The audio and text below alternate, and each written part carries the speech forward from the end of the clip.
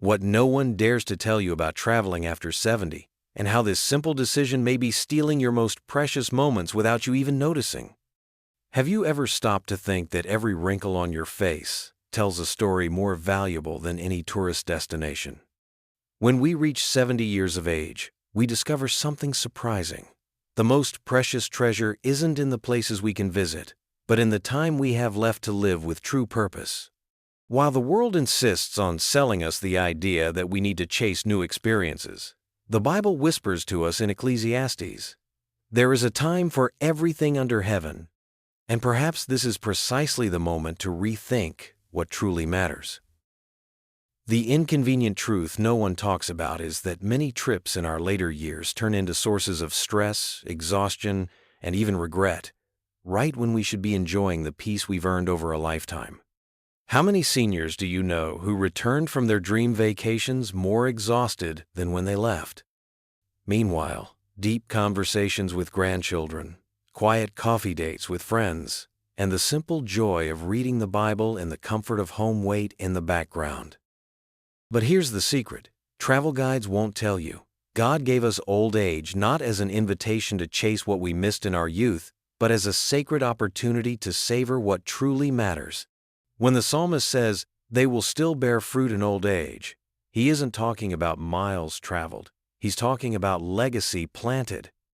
And the question remains, are you investing your energy in what will truly make a difference when you look back 5 or 10 years from now? There's a painful truth we must face. Every trip we take after 70 may mean missed opportunities that will never return. While you get excited about travel itineraries, who is missing out on your warm embrace? While you plan to explore new places, how many precious moments with family and friends are you sacrificing? The Bible teaches us in Titus 2 that older believers should be examples of good works, but are our best works really in airports and hotels? Or in the comfort of home where we can pass down wisdom and love? Think of that grandchild who needs to hear your faith stories, the neighbor waiting for your encouraging word, or that fellow church member who draws strength from your presence. When we travel without discernment, we trade our divine role as mentors and peacemakers for fleeting experiences that often leave us longing rather than fulfilled. And worse, we return tired, with weakened health, only to find that life moved on without us. Children grew up, problems were solved by others, and our place of influence was, even if temporarily, filled. Did God grant us longevity to collect travel photos, or to be living testimonies of His love for younger generations? How often, in our eagerness to live what we missed in youth, do we lose sight of the unique privilege we have in this season, to sow eternity into the hearts of those we love? There's a cruel irony in how society views aging. After a lifetime of building legacy, they convince us to abandon it all to chase empty experiences. While you dream of that bucket list trip, your real treasure, grandchildren growing up, friends needing support, fellow believers seeking counsel, waits at home. Proverbs 19 warns us that desire without knowledge is not good. But how many of us pause to consider the true cost of these late-life adventures? Every day away is a day you'll never get back to influence lives around you. That Sunday lunch conversation that could guide a family member, the visit to a sick friend that would bring comfort, the prayer moment that could change a situation, all traded for selfies at tourist spots. And when we return, we find the world moved on without us, while we're left with exhaustion, medical bills, and the painful sense that maybe we misprioritized. The saddest part? Many of these trips don't even deliver the promised joy. They become just another item on the things we did list, while our true purpose as wise counselors gathers dust in our luggage. God didn't give us long life to be tourists, but to be lighthouses, and lighthouses don't move. They shine steadily where they're planted. Are we in our rush to relive what we missed in youth, neglecting the unique privilege of this season, to reap the harvest of a lifetime spent investing in the people who truly matter? But does this mean we should give up all travel dreams? Of course not. The issue isn't about never leaving home. It's about choosing with divine wisdom which journeys are truly worthwhile. Remember Abraham. God called him to travel in old age, but with a clear and eternal purpose. It's not about giving up everything, but about wisely choosing where to invest your precious energy. As Paul teaches, though outwardly we are wasting away, inwardly we are being renewed day by day.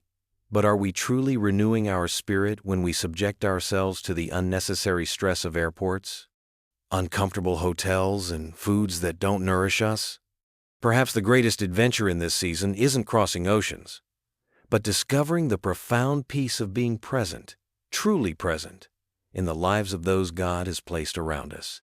After all, what legacy do we want to leave? Photo albums of distant places or unforgettable memories in the hearts of those we love? The world sells us the idea that accumulating experiences is the pinnacle of fulfillment. But God reminds us that what truly matters are the seeds planted in hearts. Have you ever stopped to think that while you're busy planning your next trip, you might be neglecting the most important calling of this season of your life, to be a beacon of wisdom and faith for those in need? Don't be deceived. The enemy doesn't care whether you travel or stay, as long as you're distracted from your real purpose. The question remains, are you using your golden years to build fleeting memories or to invest in what will last forever? The true joy of maturity isn't measured by how many places our feet have touched, but by how many lives our hearts have moved. The Apostle Paul, even while imprisoned, turned his cell into a hub of influence, yet we, with all our freedom, often reduce our potential to fleeting sightseeing. What a contradiction! God didn't give us longevity to be tourists of life, but farmers of His kingdom, and the best harvest always requires deep roots in one place. Perhaps the greatest journey we can take at this stage isn't outward, but inward, a voyage of self-discovery, reconciliation, and uncovering our ultimate purpose. When we stand before the Father, He won't ask about the places we visited, but about the people we loved and led to Him.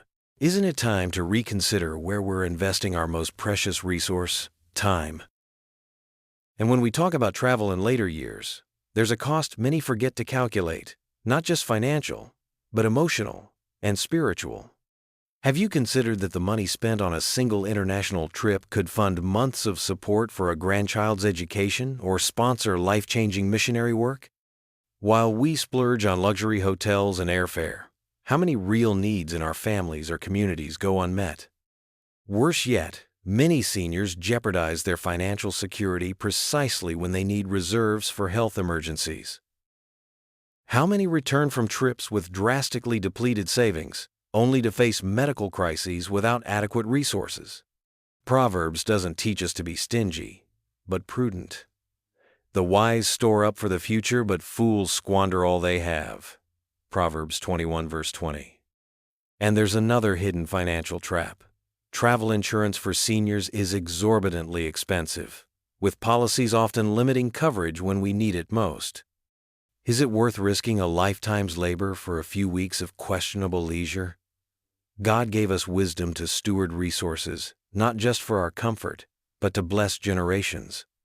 What a tragic paradox. We spend fortunes on crumbling monuments while neglecting eternal investments in souls. Nor can we ignore the toll these late adventures take on your body. That 8-hour flight you once breezed through now brings unbearable joint pain and swollen legs. Jet lag that younger you shook off in a day now steals weeks of sleep. Paul called our bodies temples of the Holy Spirit. Yet how many of us in maturity abuse this temple with unnecessary wear and tear? Doctors warn that seniors on long journeys face triple the risk of thrombosis, not to mention aggravated heart and blood pressure issues. Falling ill abroad complicates everything. Unfamiliar hospitals, doctors, unaware of your history, medications that don't match your regimen. Did you know many health plans limit coverage when you travel? Even simple food poisoning, a day's inconvenience for the young, can hospitalize seniors with severe dehydration. Then comes the drawn-out recovery, your body begging for rest while your relationships and commitments suffer. The cruelest irony? We often return weaker than we left, needing months, to regain our pre-trip health. Is that Instagram photo worth the cost? Remember, your mature body is like the lamp Proverbs 20 describes. It needs guarded fuel and wisdom, not reckless exposure to winds that could snuff it out too soon. After all this reflection, one question rises above the rest. How do you want to be remembered? By passport stamps or heart imprints? Biblical wisdom teaches that our days are like grass, flourishing one moment, gone the next. But a godly legacy outlasts time itself. In this blessed season of maturity, we hold the unique privilege to reap what we've sown and plant what will outlive us. While the world urges us to chase fleeting pleasures, God invites us to the far deeper adventure of eternal influence. That faith conversation with your grandchild, prayer time with a sick friend, wise counsel for a confused young adult, these are the moments that truly matter. I'm not saying never travel, but travel on purpose, when it truly counts, with the wisdom of those who know each day is God's gift. Remember, you're not aging, you're ripening for eternity. When you stand before the Lord, He won't ask about countries checked off a list, but about lives touched by His love through you. May we, in this blessed season, echo Paul, I have fought the good fight, I have finished the race, I have kept the faith. That's the ultimate journey, a faithful life to the finish line. And the final destination? Worth every moment of waiting. No eye has seen, no ear has heard, no heart has imagined what God has prepared for those who love Him. Now that's the dream vacation, and you won't even need to pack. If this message resonated with you, hit like and subscribe. Your engagement helps us reach more believers needing this wisdom. Share it with friends and family. You might be God's instrument to refocus someone's priorities. As Proverbs 27 verse 17 says, as iron sharpens iron, so one person sharpens another. Comment below. Which insight impacted you most? We're committed to creating more content that strengthens your journey every day. Don't forget to tap the bell for notifications. After all, teach us to number our days, that we may gain a heart of wisdom. Let's walk this path together. God bless you.